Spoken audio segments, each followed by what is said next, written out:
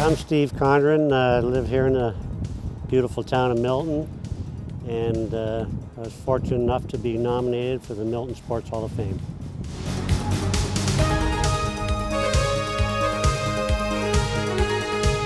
We're at Mohawk Racetrack, where I just grew up behind here, and I've been coming here since I was 10 years old, so that's quite a while.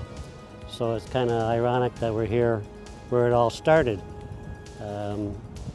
Like I said, I grew up close to here and got involved with the horses, and the racetrack was close, and there was some local farmers that race horses around here, and I got started learning, the trade from them, and we had horses on the farm, and just a matter of, that's the way it progressed. I liked it. I guess I got my license in 1977, and you have to qualify a bunch of, different horses to get it. And I won my very first race. It was my very first parimutuel start, which meaning was my very first actual horse race.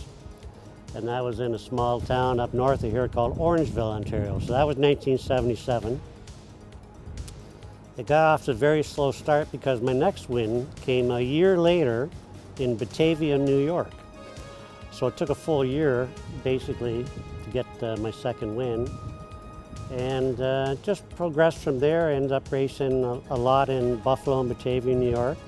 And then we came back to the Woodbine, or the Greenwood, Mohawk, Woodbine area, and started on my own in 1980 and just progressed from there. And you talk about fantastic moments. Well, I remember most things I remember, you wouldn't think this, but there was a cheap 6,000 claimer, we used to call them, win 6 in a row for me at Greenwood Raceway. And I can't remember what year that was, 81, maybe 82. And believe it or not, won a lot of nice races. That always sticks in my mind because it jump-started my career.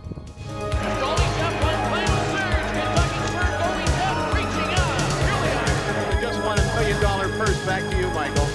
So 40 years later, the end of 2017, I decided to quit. So it's been a 40-year career. Do you miss it?